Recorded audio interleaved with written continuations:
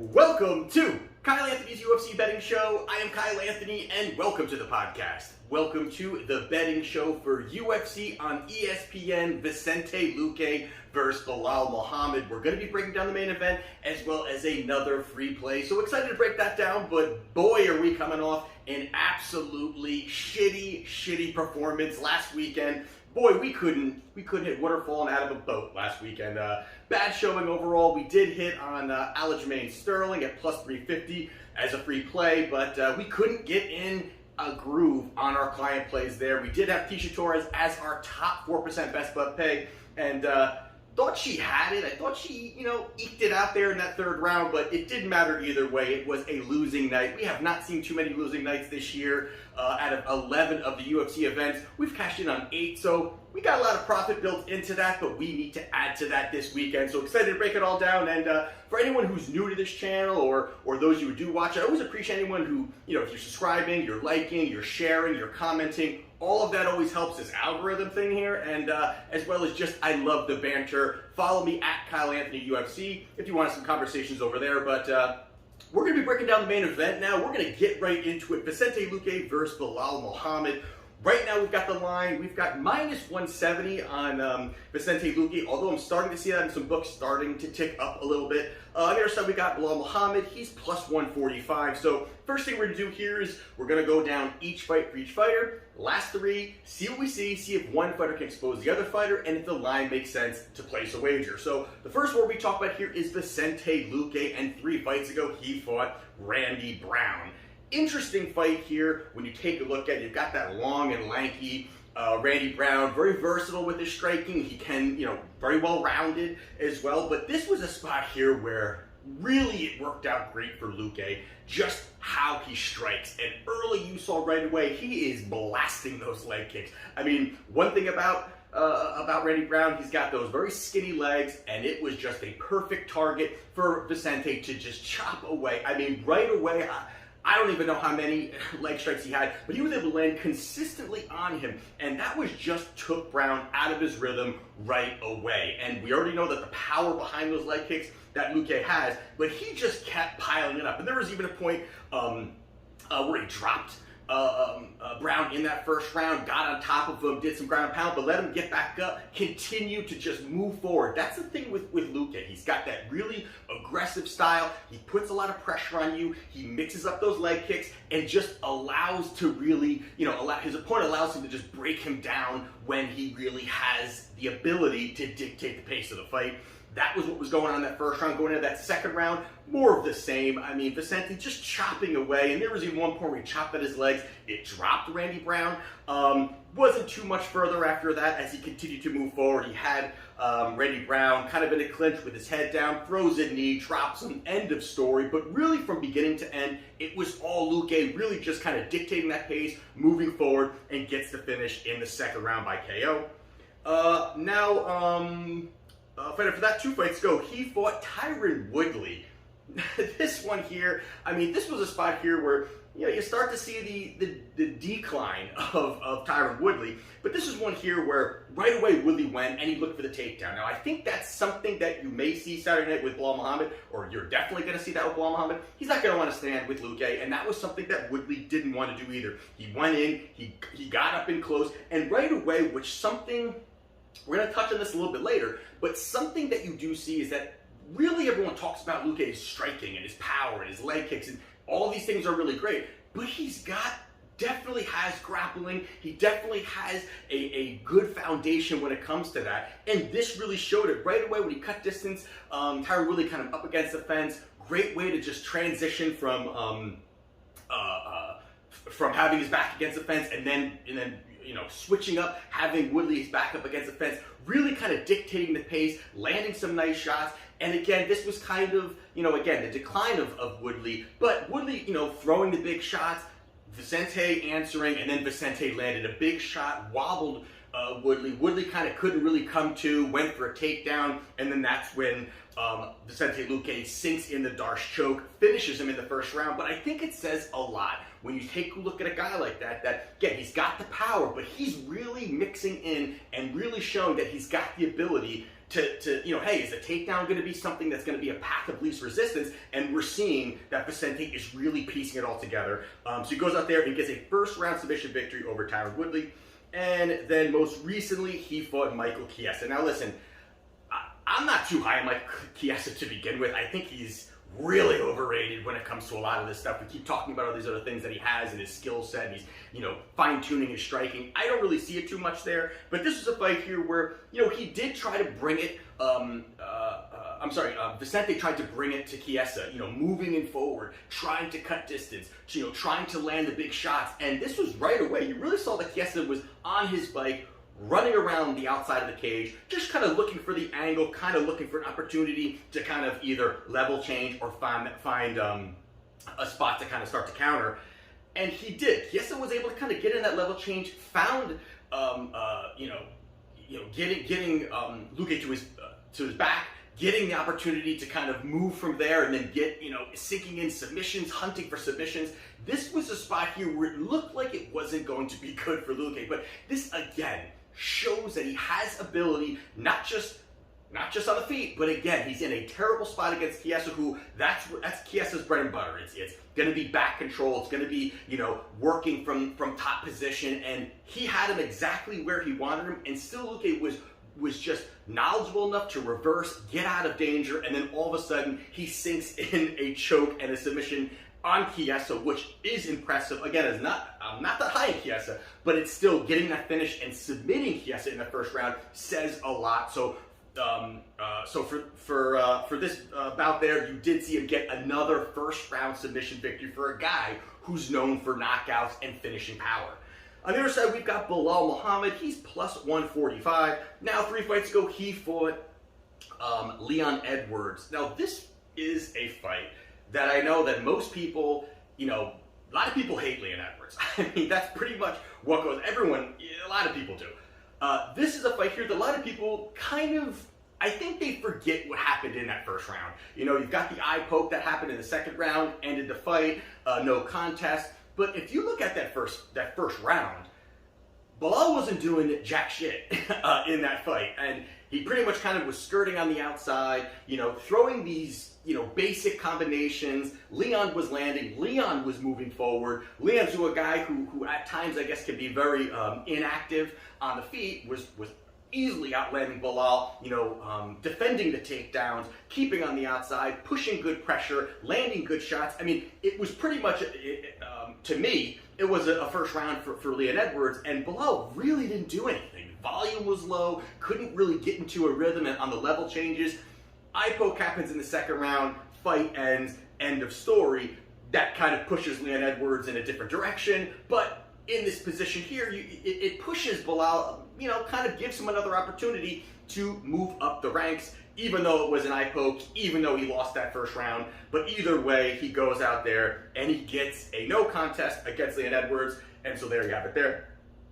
2 fights ago, he fought Demian Maia. Now, this is another situation here where, it sounds great. It sounds great that he goes out there, he beats Demian Maia over 3 rounds by decision. Great showing there, but it was a lackluster performance from beginning to end from both guys. And you've got Demian Maia, who's 43 years old, has no striking, really has no takedown ability. I mean, he just is an absolute killer. Once he's got a hold of you, he is an absolute killer. Obviously, he is one of the elite guys when it comes to submissions and just, the overall skill set he has on the mat.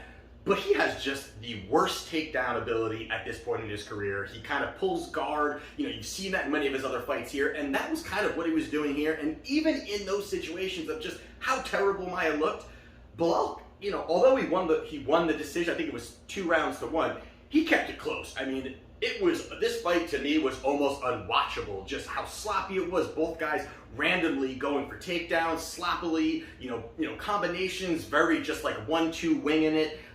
It wasn't really much to write home about, and this is a fight that really kind of pushed Belal up a little bit. He beat Demian Maia, which is, again, Maia's a top guy, we got it, but the guy's at the end of his career. He doesn't really offer much offense in general, kind of allowing Belal to kind of maneuver the way he wants to. But either way, he goes out there and he defeats Demian Maia.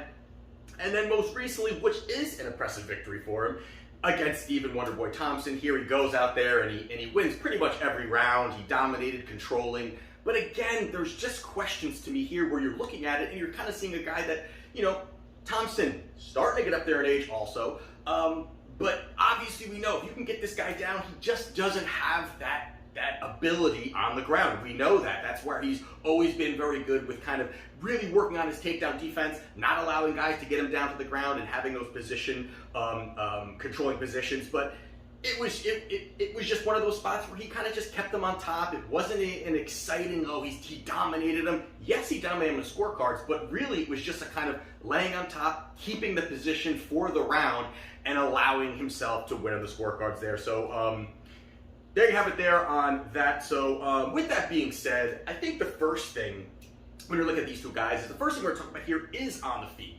Now, it is worlds of difference between both of these guys when it comes to on the feet. You've got Vicente Luque, his versatile striking, his durability. I mean, this guy could really go out there. He could take the shots, keep moving forward, not scared to be in the pocket and brawl.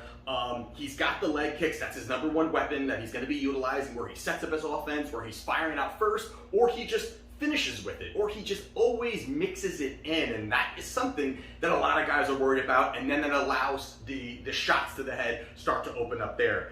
But the thing here is when you're looking at the striking is none of that is what Belal Muhammad has. I mean, Belal Muhammad, obviously, again, he's going to be the grinder. He's going to try to get on top of you. He's going to utilize his wrestling. It's not the sexiest kind of way that he's going to go get these victories, but he's able to kind of control positioning from his opponents and get that. But on the feet, Belal has nothing to offer. I mean, there is nothing that he is going to offer Vicente Luque that he's going to be worrying about. So on the feet, it's going to be a world of hurt for Belal. He's going to be just diving at legs from beginning to end. So basically, you got to look at that, and you've got to give a massive advantage on the feet to Vicente Luque. Now, on the other side of it there, you've got the grappling side. Now, this is where, obviously Belal's going to have some advantages. He's going to, the takedown ability, the relentless of it. He's going to be looking to put Vicente's back up against the fence, keeping him there, keeping positioning, working from that angle. Chaining together some takedowns. He's just going to look to do that. Now, if there's a situation where it does go to the ground, we're seeing that Vicente Luque is elevating even more that part. He already has grappling credentials, but he is showing it now with a finish of Tyron Woodley, and finishing Melko Chiesa on the ground is really another, feather in his cap of a guy who's really, Chiesa really a specialist when it comes to the ground, and outdoing him in that realm in the first round. So even if it gets there, I like the fact that Vicente is going to be knowledgeable enough to kind of work in certain positions, keep controlling, know when he's in a bad position. You saw what he did against Chiesa, where Chiesa had his back, a choke was in deep, and he still is just able to kind of maneuver out and then get out of danger and look to kind of bring his offense in. And that is obviously something big, but a part of this also is the style at which Vicente fights. And I think that is really the biggest part of this fight. And when you're looking at Belal Muhammad, he obviously again, we're talking about the takedowns, we're talking about ad nauseum here, but that's all he really offers up.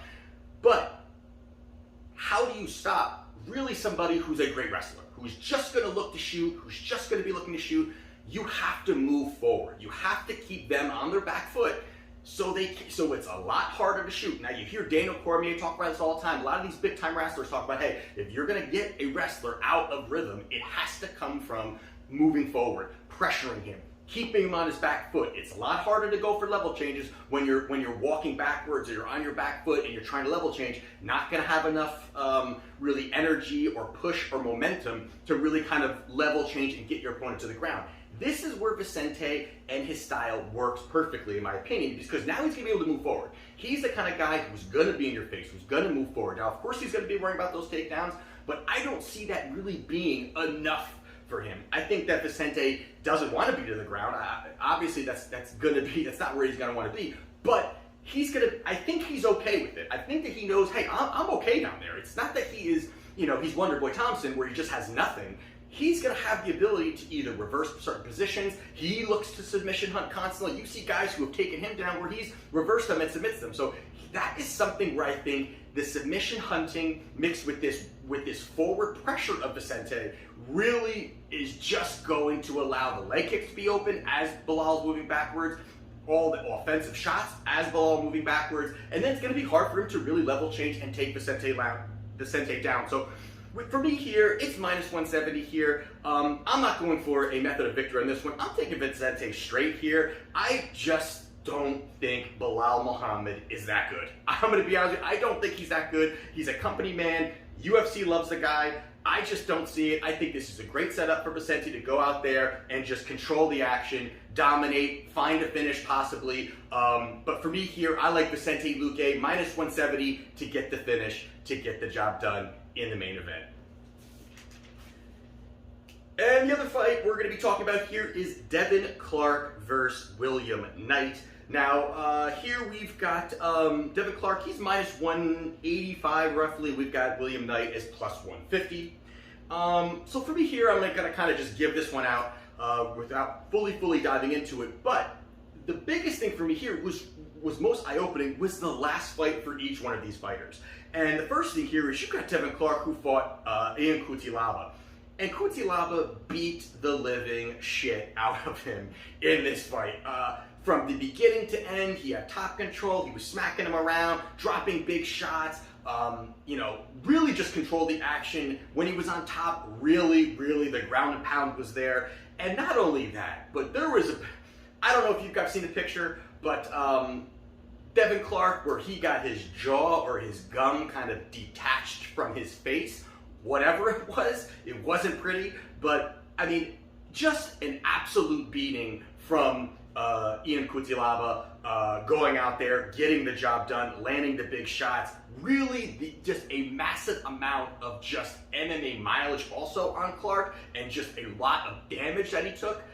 Coming off of that and coming into this fight against another guy who's somewhat similar, heavy-handed, has wrestling. I think that's a tough situation to overcome. On the other side, though, you've got William Knight, who is coming off of a loss, but this was against Maxim Grissom. But this was a short notice for him. He came in there. It was he was overweight. It didn't look that good. And I think that is really pushing this line a little bit wider. I think this line should be very close, if not a pick'em. I don't see that there's any reason at all that Clark. I just can't understand how he's such a big favorite going against William Knight. The other part of this is that, when you're looking at how these guys fight, I think there's a situation where you could see the wrestling nullifying each other, where you could see one guy wrestling the other guy, and then not much too happens, and then it kind of becomes a standing fight. And in that situation there, I do favor Knight. I mean, not that Knight has this, he's not this technically sound striker, but he's got the power, and I think that is going to really wear on Clark throughout the fight here. So I don't really see many ways that Devin Clark goes out there and wins. Now, could he be on top and just tire out Knight because Knight has had some cardio issues? Possible, but also Clark has not looked great deep into fights either. So there's definitely a part of me here where you could just go Knight via knockout. I'm not too sure which way I'm going to go on that part if I'm looking for a method, but for me here, I like William Knight, plus 150. This is dog or pass for me here. There's no reason that Devin Clark should be minus 185, minus 190, pretty much against anybody. So for me, as my other free play, I am taking William Knight, plus 150 as another free play.